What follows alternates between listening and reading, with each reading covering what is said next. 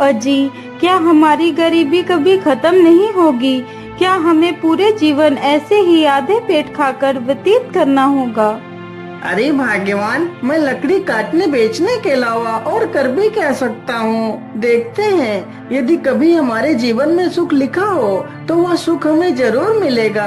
अच्छा भाग्यवान, अब मैं चलता हूँ, मेरा लकड़ियाँ लेने जाने का समय हो गया है। अरे मेरे प्यारे गधे, चलो अब हमारा लकड़ियाँ लाने का समय हो चुका है। इतना कहकर लकड़हारा अपने गधे को लेकर जंगल की तरफ निकल पड़ता है।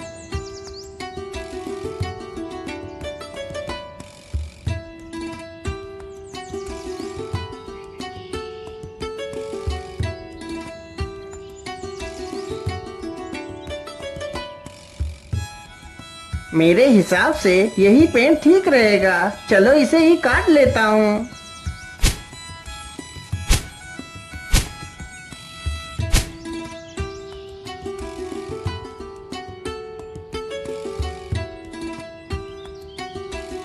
लकड़हारा जल्दी से लकड़ियां काट कर अपने गधे पर लाद लेता है और घर की तरफ निकल पड़ता है।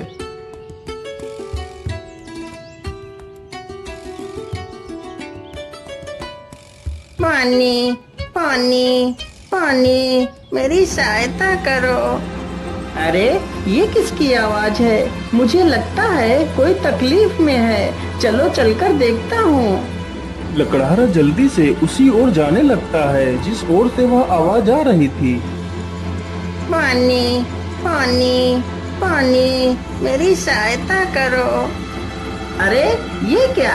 ये तो एक तोता है, लेकिन यह तो पूरी तरह जख्मी हो चुका है। मैं ऐसा करता हूँ, इसे भी अपने साथ ही ले चलता हूँ।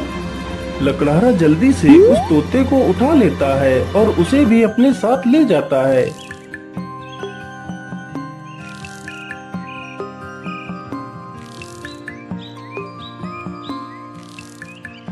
अरे भाग्यवान, तुम जल्दी से हल्दी और चूने का लेप लेकर आओ। मुझे इस तोते के जख्मों पर उस लेप को लगाना है। लकड़हारे की पत्नी तुरंत ही हल्दी और चूने का लेप लेकर आती है।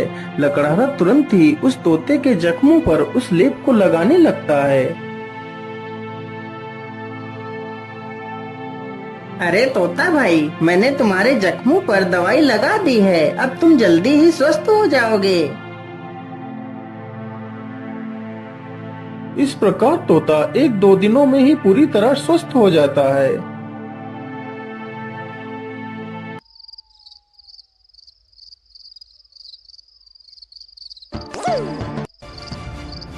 चलो आज तो इसी झोपड़ी में ही चोरी कर लेता हूँ। हो सकता है इस झोपड़ी में ही मुझे कुछ काम की चीज मिल जाए।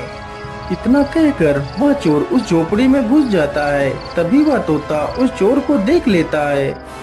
अरे मालिक, जल्दी से उठिए, देखिए चोर आ गया। अरे मालिक जल्दी उठो। अरे मालिक जल्दी से उठिए, देखिए चोर आ गया। अरे मालिक जल्दी उठो। अरे वाह, यह तोता तो बोलता भी है, तो क्यों ना मैं इसी तोते को ही पकड़ ले जाता हूँ। बाजार में तो इसकी कीमत अच्छी मिलेगी, और तो कुछ इस झोपड़ी में दिख भी नहीं रहा है। इतना सोचकर चोर तुरंत ही तोते का पिंजरा उठाता है और वहाँ से भाग जाता है।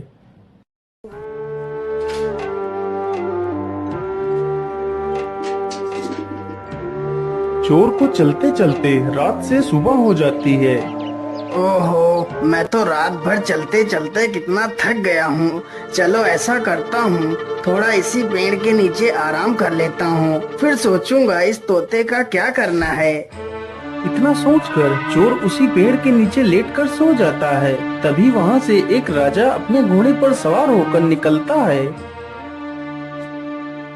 महाराज मुझे बचा लीजिए, मेरी रक्षा कीजिए महाराज, नहीं तो यह चोर मुझे मार डालेगा। अरे ये कौन है जो मुझे मदद के लिए पुकार रहा है, लेकिन आसपास तो कोई नहीं दिखाई दे रहा है। अरे महाराज, उधर नहीं, इधर नीचे देखिए महाराज, मैं इधर हूँ। महाराज मुझे बचा लीजिए, यह चोर मुझे उठाकर ले जा रहा है। अरे वाह, यह तोता तो बोल भी सकता है। चलो मैं इस तोते को खरीद लेता हूँ, यह तोता मेरी पुत्री को बहुत पसंद आएगा। अरे ओ चोर, चल अब उठ जा। और कितना सोएगा तू? महाराज, मैंने कोई चोरी नहीं की, मुझे कुछ मत करना महाराज। नहीं नहीं, मैं तुम्हें कुछ नहीं करूँगा। तुम यह तोता मुझे दे दो, मैं तुम्हें इसके बदले 100 सोने की मोहरें दूंगा। राजा की यह बात सुनकर चोर बहुत खुश हो जाता है। लेकिन याद रहे, मैं तुम्हें ये मोहरें तभी दूंगा यदि तुम आज से चोरी करना छोड़ दोगे। यदि ऐसा नहीं किया तो मैं तुम्हें कारागार में डाल दूंगा। नहीं नहीं महाराज, मैं आज के बाद कोई चोरी नहीं करूंगा। राजा तुरंत ही उस चोर को 100 सोने की मोहरें दे देता है और तोते का पिंजरा लेकर वहां से चला जाता है।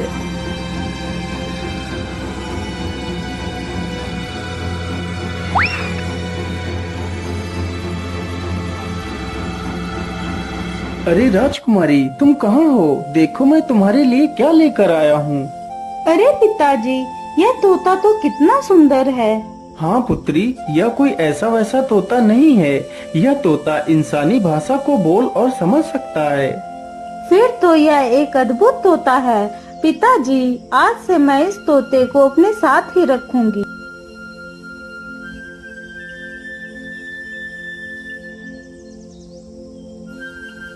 राजकुमारी रोज उस तोते को अच्छे अच्छे पकवान खिलाती, लेकिन तोते को उस लकड़हारे की बहुत ज्यादा याद आती रहती थी। अरे मेरे प्यारे तोते, मैं तुम्हें कुछ भी खिलाती हूँ, तुम उसे सही ढंग से क्यों नहीं खाते हो? क्या बताऊं राजकुमारी जी, मुझे इस पिंजरे में कैद हुए पूरा 1 महीना हो चुका है। मेरा मन भी आकाश में उड़ने को कर रहा है, लेकिन मैं इस पिंजरे में कैद हूँ। मैं क्या कर सकता हूँ? अच्छा, ऐसी बात है तो फिर चलो मेरे साथ, आज मैं तुम्हें बाहर की सैर करा के लाती हूँ। राजकुमारी तोते को जंगल में ले जाती है और उसे पिंजरे से बाहर निकाल देती है। फिर तोता आसमान में उड़ने लगता है। अरे ये क्या, ये पेड़ इतना चमक क्यों रहा है? क्या यह पेड़ कोई जादुई पेड़ है? अरे राजकुमारी जी, उधर देखिए, यह पेड़ इतना चमक क्यों रहा है? क्या यह कोई जादुई पेड़ है? अरे हाँ, मुझे तो लगता है यह कोई जादुई पेड़ ही है। चलो इसके पास चलते हैं। राजकुमारी तथा वह तोता दोनों उस वृक्ष के पास जाते हैं। राजकुमारी जैसे ही उस वृक्ष को स्पर्श करती है, तभी वह उस वृक्ष में समा जाती है। यह देखकर तोता हैरान हो जाता है। अरे राम राम राम, ये क्या हुआ? राजकुमारी तो पेड़ के अंदर चली गई।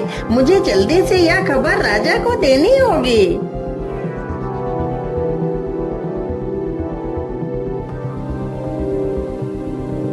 अरे ये मैं कहाँ आ गई? ये कौन सी जगह है? तभी एक बड़ा सा बाज राजकुमारी के सामने आकर खड़ा हो जाता है। अरे यह बाज तो कितना विशाल है। इतना बड़ा बाज तो मैंने आज तक नहीं देखा। तभी वह बाज राजकुमारी को अपने पंजे में दबाकर उड़ जाता है। अरे दुष्ट बाज, मुझे छोड़ दे, तू मुझे कहाँ ले जा रहा है? वह बाज राजकुमारी को एक गुफा के भीतर ले जाता है, जहाँ एक डायन खड़ी होती है।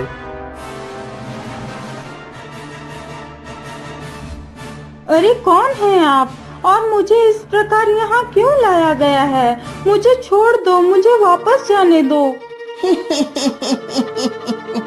चली जाना, चली जाना, इतनी जल्दी किस बात की है?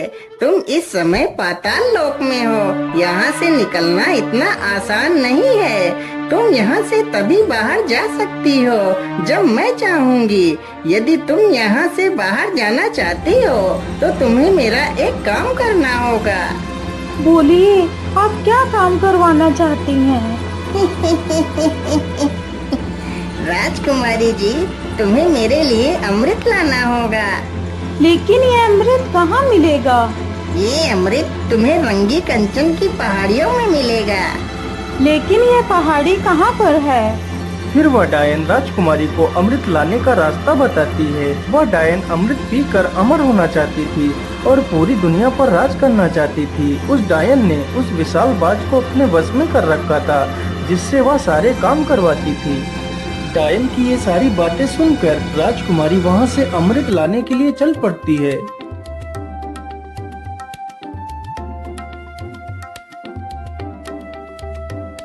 राजकुमारी अमृत ढूंढते ढूंढते उन्हीं पहाड़ियों पर पहुंच जाती है जहां पर अमृत था। मुझे लगता है इसी गुफा में ही अमृत होगा। चलो इसके अंदर चलती हूँ।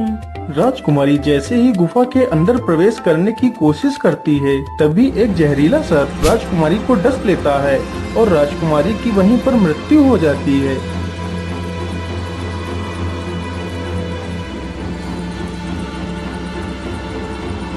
महाराज, यह वही पेड़ है जिसमें राजकुमारी समा गई है। ठीक है तोते, तुम यहीं पर रुको, मैं इस पेड़ के अंदर अकेला ही जाऊंगा। राजा जैसे ही पेड़ को हाथ लगाता है तो वह भी उसी पेड़ के अंदर चला जाता है।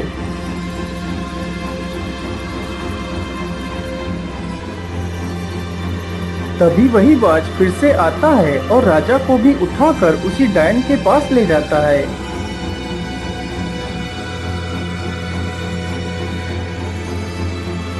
कौन है आप और मुझे यहाँ पर इस प्रकार लाने का क्या कारण है? मेरी राजकुमारी कहाँ है? अरे महाराज, आप चिंता ना करिए, आप जल्दी ही अपनी राजकुमारी से मिलेंगे। उससे पहले आपको मेरा एक काम करना होगा। ठीक है डायन, मुझे जल्दी से बताइए, मैं तुम्हारे लिए क्या काम कर सकता हूँ। फिर वह डायन राजा से भी उसी अमृत को लाने की बात कहती है। ठीक है डायन, मैं तुम्हें वह अमृत लाकर दे दूंगा, लेकिन मेरी पुत्री को कुछ नहीं होना चाहिए। इतना कहकर राजा अमृत लाने के लिए चल पड़ता है।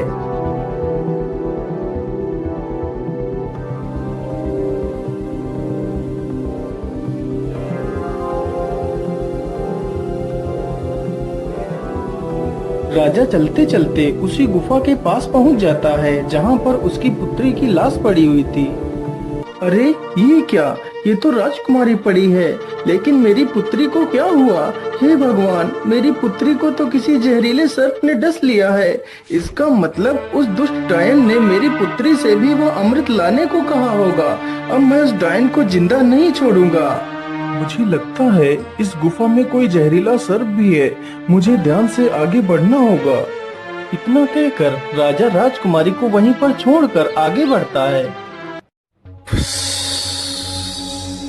तुम्हारी हिम्मत कैसे हुई इस गुफा में आने की?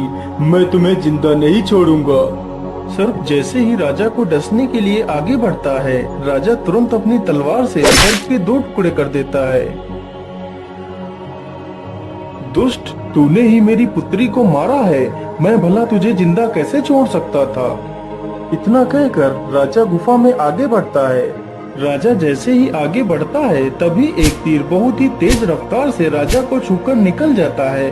तभी राजा अपने कदम पीछे ले लेता है।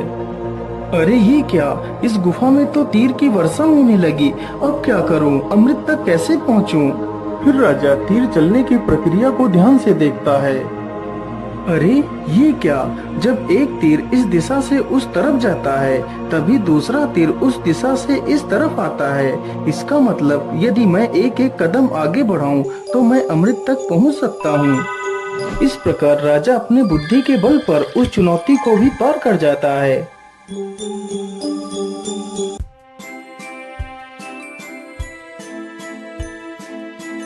अरे वो रहा अमृत, चलो जल्दी से अमृत को ले लेता हूँ।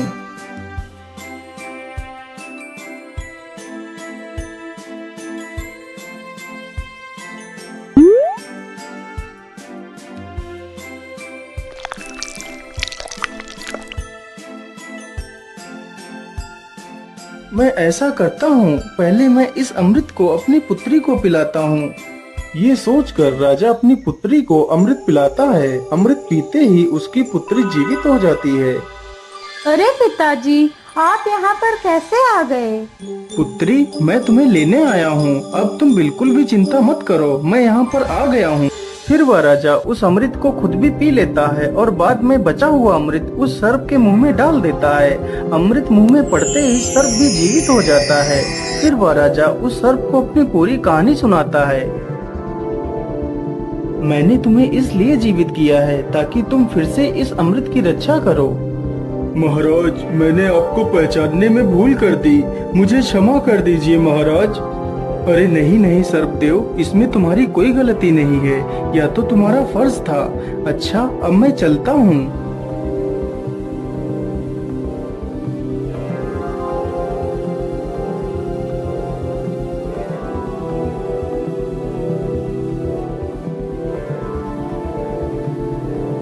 राजा उस बोतल में अमृत के स्थान पर एक तालाब से साधारण जल भर लेता है और डायन के पास पहुंच जाता है। ये लीजिए डायन, मैं तुम्हारे लिए अमृत लेकर आ गया हूँ। अब मुझे बाहर जाने का रास्ता बता दीजिए। अरे वाह राजा, तुम तो कितने बहादुर हो। यह अमृत आज तक कोई नहीं ला सका। जो भी गया वह लौट कर नहीं आया और तुम तो अमृत लेकर आ गए। चलो चलो, जल्दी से मुझे यह अमृत दे दो। राजा तुरंत ही उस डायन को वह पानी से भरी हुई बोतल दे देता है। डायन तुरंत ही उस पानी को अमृत समझकर पी जाती है। हे डायन, मैंने आपके कहे अनुसार आपको अमृत लाकर दे दिया। अब मुझे बाहर जाने का मार्ग बता दीजिए। इतनी भी जल्दी क्या है? अब मैं अमर हो चुकी हूँ। अब तुम दोनों यहाँ से कहीं नहीं जाओगे। आज से तुम दोनों भी मेरे गुलाम हो। अरे डायन, ये तो सरासर धोखा है। मुझे यहाँ से जाने का मार्ग बताओ, नहीं तो मैं तुझे मार डालूंगा। अरे मूर्ख राजा, अब मैं अमर हो चुकी हूँ। अब तू मेरा कुछ भी नहीं बिगाड़ सकता। अच्छा, ऐसी बात है तो फिर ये ले मेरे इस तलवार के वार को झेल। इतना कहकर राजा उस डायन के पेट में तलवार घुसा देता है। ये क्या हो गया? मैं तो अमर हो गई थी। इसका मतलब तूने मेरे साथ धोखा किया है। पानी पीकर खुद को अमर समझने वाली उस डायन की मृत्यु हो जाती है। डायन के मरते ही वह बाज आजाद हो जाता है। महाराज, आपकी जय हो। आप तो बहुत वीर और बुद्धिमान हैं। आपका बहुत बहुत धन्यवाद महाराज, जो आपने मुझे इस डायन की गुलामी से आजाद करा दिया। हे बाज, क्या तुम यहाँ से बाहर निकलने का रास्ता जानते हो? जी महाराज, आप दोनों हमारी पीठ पर बैठ जाइए, मैं अभी आपको बाहर ले चलता हूँ। दोनों ही बाज की पीठ पर बैठ लेते हैं और बाज उन दोनों को लेकर एक दरवाजे के पास जाता है। महाराज, इसी दरवाजे के बाहर आपकी दुनिया है, यहीं से आप बाहर जा सकते हो महाराज। राजा तथा राजकुमारी दोनों बाज का धन्यवाद करते हैं और उस दरवाजे से बाहर चले जाते हैं।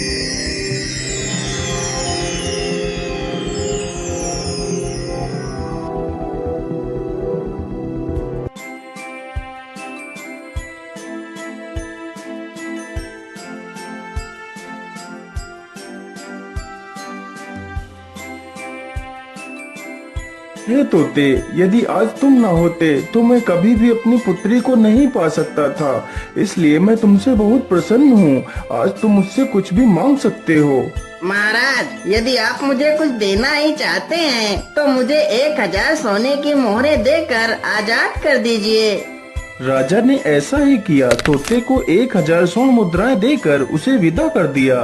तोता वहाँ से उड़कर सीधा उसी लकड़हारे के पास पहुँच जाता है। मालिक, देखिए मैं आ गया और आपके लिए कुछ उपहार भी लेकर आया हूँ। लकड़हारा जैसे ही उस पोटली को खोलकर देखता है तो उसमें ढेर सारे सोने के सिक्के देखकर वो बहुत खुश हो जाता है और फिर वे तीनों मिलकर खुशी खुशी अपना जीवन व्यतीत करने लगते हैं।